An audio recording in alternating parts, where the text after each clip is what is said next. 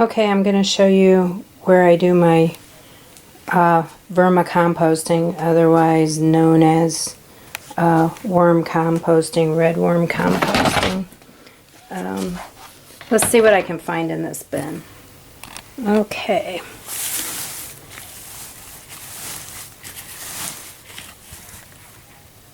There's the little critters doing their. This is where I put some food a few days ago.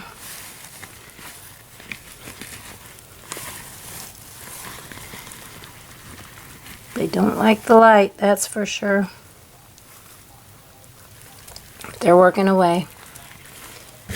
And that's basically, they are what I'm using for fertilizer for my garden. I have 4 tubs right now. Now this is the worm castings that I've sifted. The white stuff in here is just some remnants of eggshell. But this is all pure worm castings. Doesn't stick to your hands, it doesn't smell. It just looks like the richest black dirt ever. And that is the finished product. Okay, here we are. This is my vermicompost tea. This is what I fertilize my garden with. I use it about every 10 days. There's approximately 10 gallons in here. I just put those pure worm castings in pantyhose or whatever. And then I add blackstrap molasses, unsulfured molasses, about 4 tablespoons for 10 gallons, and liquid kelp. This is my compost bin made with the ends of a baby bed that I got out of the trash. Somebody threw the baby bed away. It didn't have the bottom frame, but it had everything else, so I recycled it for my garden. I love to recycle. This is my rain barrel. My neighbors gave it to me, put the spout on it, hooked it up. They take care of me. I have the best neighbors ever. See that? I just love it. That's what I use to brew my worm tea with. These 2 tomato beds I added this year. This one and this one. And this is my first year to use worm castings. I just want you to see the tomatoes.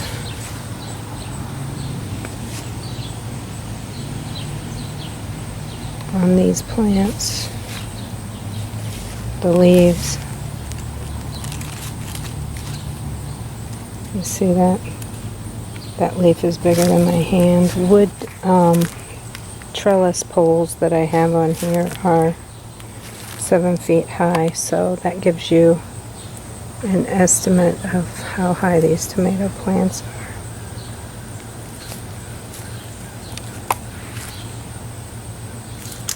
This is a black tomato. They are so sweet.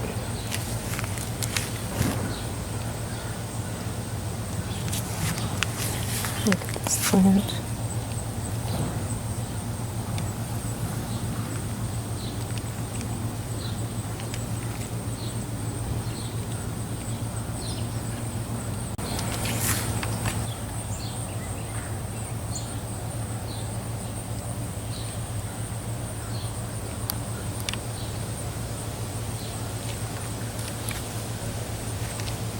I'm just really impressed with the results from the vermicompost.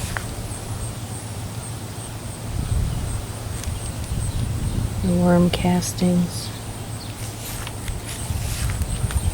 I have never had tomatoes like this, ever. I started all these from seed. They're all heirloom.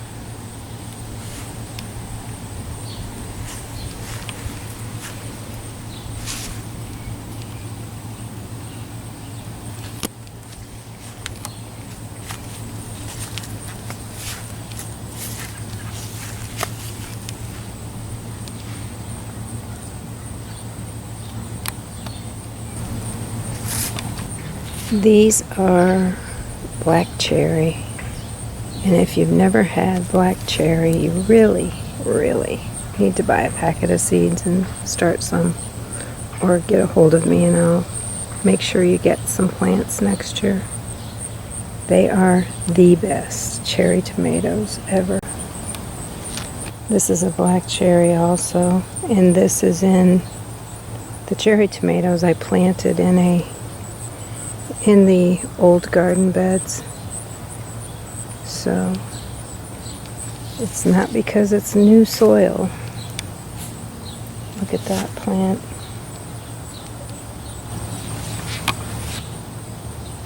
This is the other side of the black cherry tomato plant.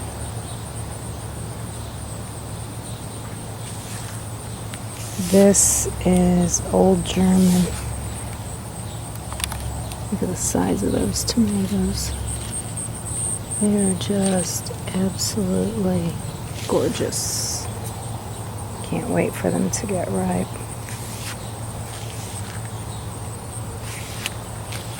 Here's another black tomato plant. Okay, this is the main garden, the original.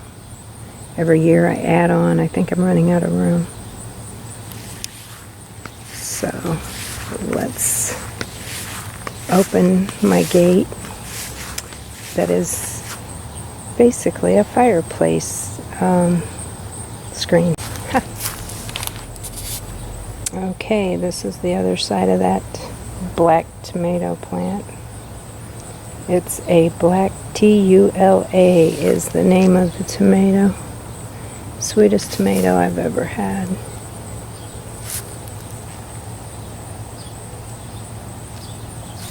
These are my peppers I started from seed. Next year I need to start them earlier. This is the first year I started anything from seed. Started these from seed. I don't know if you can see all the tomatoes on them. Basically had to prop this up because it got so heavy with tomatoes.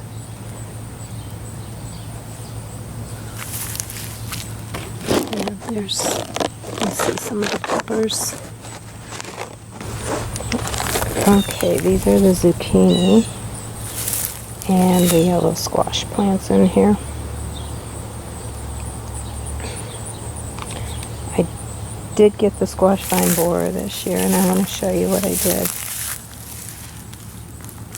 I got on YouTube and learned how to basically cut where you see that the borer has gone in. You remove the borer, which is very simple, or it was for me, and then you pack it. You make a mud pack and put around the wound. And I did this 2.5 weeks ago, and all my plants survived. I did put the landscape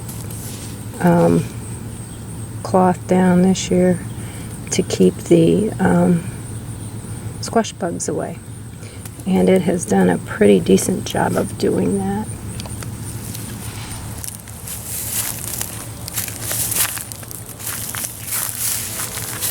These are white cucumbers I started from seed. They're really good and different. So these cucumbers are growing up an old bed frame.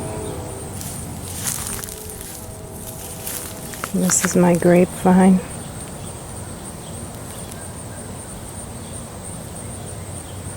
I got the posts for that at a garage sale for $1.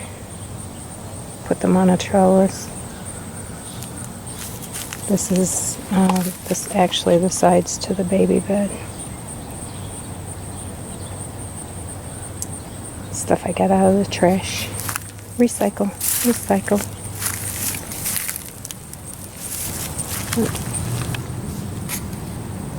This is another plant that I had to take a squash vine borer out of.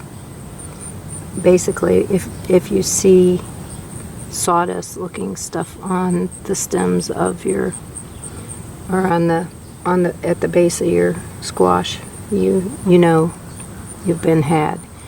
And if you don't take care of it, you're going to lose your squash vines.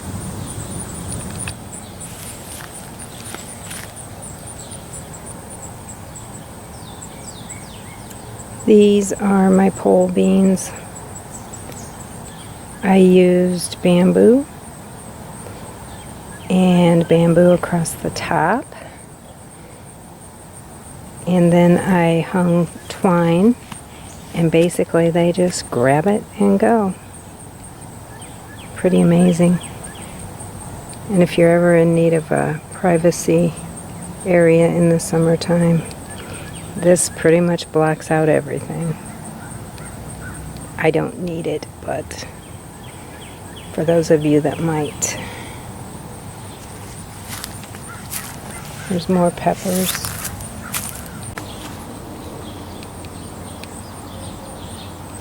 This is an area of my yard that basically floods anytime we get very much rain, so I planted flowers that will tolerate wet, and I've put my herbs in containers back here. It's my whiskey barrel. I got it at an auction. And this is my little 1950 something grill.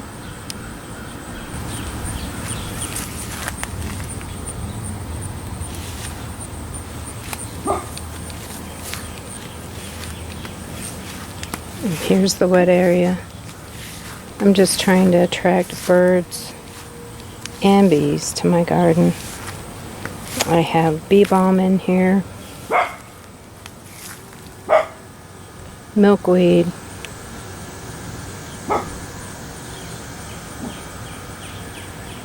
bird feeder, raspberries. They're done.